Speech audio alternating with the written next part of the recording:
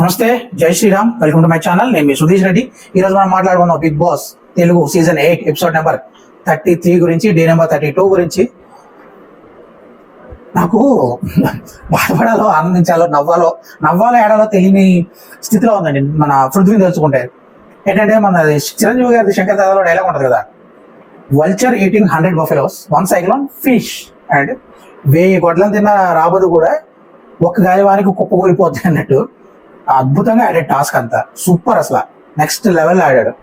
అక్కడ నిఖిల్ తప్పనలేము, అలా అంటే ఆయనకి ఈయన సంచాలకుగా ఆవిడ సరిగ్గా చూసుకోవాలని చెప్పాల్సిందే. అంటే అవన్నీ పక్కన పెడితే ఈయన కంగారు పడి బెల్ల కొట్టడం ఒకటి, సెంటెన్స్ అంటే ఏం లేదు, బేసిక్స్ బిజినెస్ మిస్టేక్ ఇదంతా. చిన్నప్పుడు స్కూల్కి వెళ్ళి ఉంటే సరిపోయేది అనుకుంటా. ఆ గ్యాప్, ఒక చిన్న గ్యాప్ చూసారా, మెగా చీఫ్ కాకుండా మెగా డఫ్ అయిపోయాడు పాపం. అది ఆయన బ్యాడ్ లక్. కానీ అంతవరకు ఆడింది మాత్రం హ్యాట్స్ ఆఫ్ చెప్పాలి. నబిల్ అక్కడక్కడ తడబడ్డాడు, కానీ లాస్ట్ లో చదువుకోవడం వల్ల కొద్ది గొప్ప, లేకపోతే సీత చెప్పడం వల్ల అట్లీస్ట్ మన ఫ్రెండ్స్ అయినా ఎవరికైనా చదువుకున్న వాళ్ళు మన పక్కన ఉంటుంది, మనకి లాభమే. పక్క చదువుకోవడం మనకి లాభపడుతుంది. నబిల్గా తెలిసి ఉంటుంది. పర్ఫెక్ట్ గా మెగా చీఫ్ అయ్యాడు, కంగ్రాచులేషన్స్. అండ్ ఆదిత్య గారు ఈ రోజు ఎపిసోడ్ లో ఇంకో బెస్ట్ అన్నారు ఏంటంటే, నీకెళ్ళి one of the best chief అని. అది కూడా చాలా అద్భుతమైన, కరెక్ట్ 3 సార్లు చీఫ్ అయ్యాడు, అందరికంటే ఎక్కువ సార్లు చీఫ్ అయ్యాడు. మళ్ళీ ఆ రికార్డు ఎవరైనా బ్రేక్ చేయగలరో లేదో కూడా ఆల్మోస్ట్ 3 టైమ్స్ క్యాప్టెన్ అయినట్టే. బట్ 3 సార్లు చీఫ్ అయ్యాడు. ఫస్ట్ 3 ఇయర్ల నుంచి చీఫ్ అవుతూనే ఉన్నాడు, ఐ థింక్ సో సూపర్. అది మాత్రం చాలా దాన్ని. బట్ ఆయన కూడా ఆయన చీఫ్ అయిన ప్రతిసారి కూడా క్లాన్ గెలుస్తూనే వచ్చింది, అది నిలబెట్టుకున్నాడు. ఈసారి కూడా పృథ్వీ కూడా అద్భుతంగా ఆడాడు, గెలవాల్సిందే. కర్ణుడు చావుకి 100 కారణాలు అన్నట్టు పృథ్వీ ఓటమికి కూడా నిఖిల్ కూడా ఒక కారణం, ప్రేరణ కూడా ఒక కారణం. ఈ తర్వాత యష్మి ఫీల్ అవడం, ఇదేం ట్విస్ట్ నాకు అర్థం కాలే. ఈయన ఓడిపోతే ఆవిడైతే అంత ఫీల్ అయిపోయింది, నాకు అర్థం కాలేదు. ఫ్రెండ్షిప్, మేబీ ఆ ఫ్రెండ్షిప్ వల్ల అయ్యి ఉండొచ్చు. ప్రేరణ ఫ్రెండ్ కాబట్టి మాట్లాడుకోలేదు, ఏం అనలేదు. అని లేకపోతే ఇరక్కొట్టేదాన్ని అని చెప్పింది. నిజమే, సూర్య ఉండాల్సింది ఈ టైంలో, ఇంకా భలే ఉండేది. మామూలుగా ఉండేది కదా అసలే. ప్రేరణ ఆల్మోస్ట్ సూసైడ్ సింటమ్స్ దాకా వెళ్ళి వచ్చేసేది, ఇంకా అంత కఠినంగా ఉండేది ఆవిడైతే. సో అది హైలైట్స్ గురించి క్లుప్తంగా చెప్పుకోవాలంటే, పాపం ఆదిత్య ఓం గారిని ఇంట్లోంచి బయటకి పెట్టేశారు. బట్ టు బి ఫ్రాంక్, ఆయన ఎంతకాలం రావడం నాకు తెలుసు. ఆయన సెకండ్ వీక్ వెళ్ళిపోవాల్సిన ఆయన, అదృష్టం కొద్ది ఇంకా 3 వారాలు ఎక్స్ట్రా ఉన్నారు అంతే తప్ప అంతకుమించి ఏం లేదు. అండ్ బిగ్ బాస్ చెప్పేశారు కదా, పృథ్వీ, మణికంఠ అండ్ నబిల్ ఓటింగ్ లో టాప్ లో ఉన్నారని. అండ్ ఈసారి కూడా మొన్నటిదాకా అమ్మాయిలు గెలుస్తారేమో ఈసారి అనుకున్నా, కానీ ఈసారి కూడా అబ్బాయిలు గెలిచేలా ఉన్నారు. దయచేసి రేపు కొత్తగా కంటెస్టెంట్స్ వస్తారు కదా, దయచేసి వాళ్ళు మాత్రం మీకు దండం పెడతాను బాబు అనుకుంటున్నారు. మణికంఠ మాత్రం నామినేట్ చేయకండి, అది కూడా ఆడట్లేదని. మళ్ళీ ఆ సింపతి, ఆ ఏడుగు, మళ్ళీ బయట గొర్రెలు ఉంటాయి కదా, ఆ ఫ్యాన్ గొర్రెలు. లాస్ట్ టైమే ఒక మహానుభావుని సింపతితో గెలిపించి సంక్రాంతించారు. ఇప్పుడు ఈ మహానుభావుని మళ్ళీ సింపతితో గెలిపించి ఆదర్శ పురుషులు అవ్వాలని మాత్రం అస్సలు అనుకోకండి. దయచేసి అలాంటి పనులు ఏమైనా ఆలోచనలు ఉంటే కనుక అనుకోండి ప్లీజ్. ఇది నా వినమ్రుడనై మీకు మొక్కుకుంటున్నా, పేడుకుంటున్నా, సారీ. సరే, ఎపిసోడ్ లోకి వెళ్తే ఇంకా 4 ఉన్నారు కదా, ఆదిత్య గారు, ప్రేరణ, నిఖిల్ అండ్ నబిల్. ప్రేరణకి హెల్త్ బాగాలేదంటే, కానీ అద్భుతంగా ఆడింది. ఆదిత్య గారు ఆగిపోయారు, ప్రేరణ 3వ ప్లేస్ లో వచ్చింది. ఆదిత్య గారు ప్రేరణ అంటే నిన్న నైనిక ఆదిత్య గారిని సెలెక్ట్ చేసుకుని ఆదిత్య గారిని తీసేసి ప్రేరణ వచ్చింది. కారణం ఏం చెప్పిందంటే, ప్రేరణ చాలా బాగా హ్యాండిల్ చేయగలదు గేమ్స్ కూడా అని చెప్పి ఆ కారణం చెప్పి ఆదిత్య గారిని తీసేసింది. ఆ తర్వాత మళ్ళీ ప్రేరణ, నిఖిల్ వచ్చారు. ఈసారి ముగ్గురు కదా, సో ప్రేరణ నిఖిల్ బొమ్మపట్టు ఉండిపోయింది. సో ప్రేరణ, నిఖిల్ వచ్చారు. ఈసారి నిఖిల్ ఆల్రెడీ చీఫ్ అయ్యాడనే కారణం చెప్పి ఆదిత్య గారు, నేను లేడీకి సపోర్ట్ చేద్దాం అనుకున్నా, లేడీ చీఫ్ అయితే బెటర్ అనుకుంటున్నా అని చెప్పి పృథ్వీ నిఖిల్ని తీసేశారు. వీళ్ళిద్దరిలో పృథ్వీని అందరి అభిప్రాయాలు కనుక్కోమంటే మాక్సిమం టీమ్ మెంబర్స్ సీత, లేకపోతే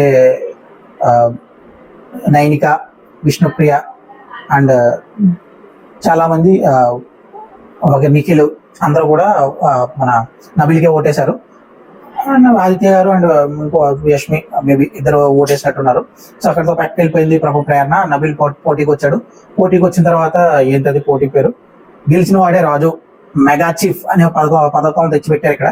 సో అలాగే దానికి తగ్గట్టే ఇచ్చారు టాస్క్ కూడా. అండ్ అందరూ ఇద్దరు కూడా నబిల్ కొంచెం తడబడిన, పృథ్వీ స్పీడ్ ఎక్సలెంట్ గా ఆడాడు. అక్కడ వరకు మాత్రం కేవలం ఒక ఆ స్పేస్ వల్ల పోయిందంటే, సప్త సముద్రాలు ఏది ఇంటి ముందు మురికాల్లో పడి చచ్చిపోయాడు చూసారా.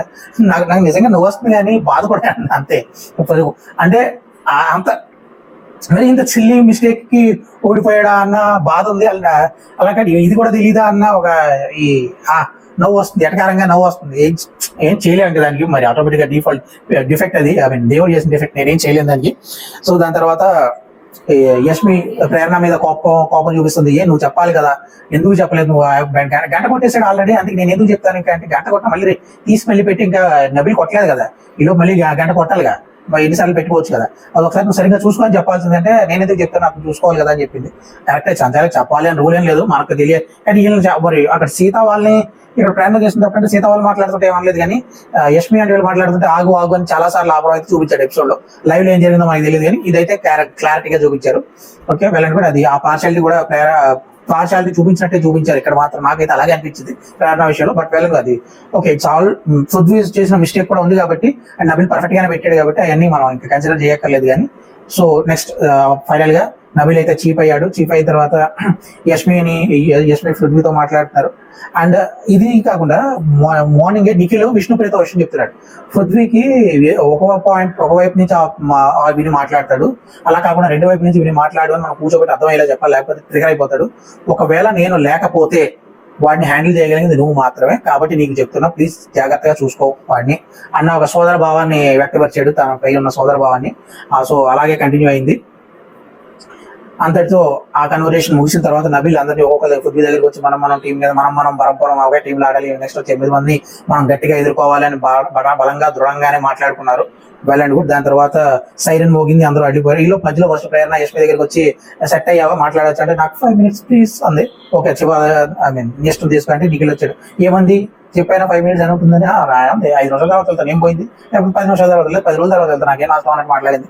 ఈలోపు సైరన్ మోగింది. అండ్ 6 నామినేషన్ లో ఉన్నారు కదా, మణికంఠ, నిఖిల్ అండ్ పృథ్వీ సేఫ్ గా ఉన్నారు ప్రస్తుతానికి అని చెప్పారు. అండ్ విష్ణుప్రియ, నైనిక అండ్ ఆదిత్య ఓం గారు లిస్ట్ లో ఉన్నారు. వాళ్ళు ఎవరు వెళ్ళిపోవాలి అనుకుంటున్నారు అని చెప్పినప్పుడు ఒక్కొక్కరు వచ్చారు. ఫస్ట్ నిఖిల్ వచ్చి ఆదిత్య గారిని ఒక అడుగు ముందుకు గంటి, ఇప్పటికే మీరు ఒక అడుగు కొన్ని విషయాల్లో వీళ్ళందరూ ఎదురుగా వెనకబడే ఉన్నారు, దాని గురించే నేను మిమ్మల్ని నామినేట్ చేస్తున్నాను, 2-3 రోజులు బాగానే ఉన్నారు కదా, ముందు నుంచి అది వచ్చుంటే బాగుండేది అన్నారు. మణికంఠ కూడా వచ్చి ఆదిత్య ముందుకు పెట్టాడు, same reason, cut copy paste. ఆ తర్వాత నబిల్ వచ్చాడు, విష్ణుప్రియని పెట్టాడు. మొన్న ఇది నామినేషన్స్ లోనే గివ్ అప్ ఇచ్చేసావు, నీకే నీ మీదే కాన్ఫిడెన్స్ లేదు, అలాగే మాటలు నోటి దూరత ఎక్కువ కదా, గొప్పకోవడం కూడా రాదు నీకు సరిగ్గా, అందుకని నేను పుండెడిపోతుంది నీకు అని చెప్పి బయటికి గింటేద్దాం అనుకుంటున్నా అని చెప్పి విష్ణుప్రియని పెట్టాడు. తర్వాత ప్రేరణ వచ్చింది, నైనికాని పెట్టింది.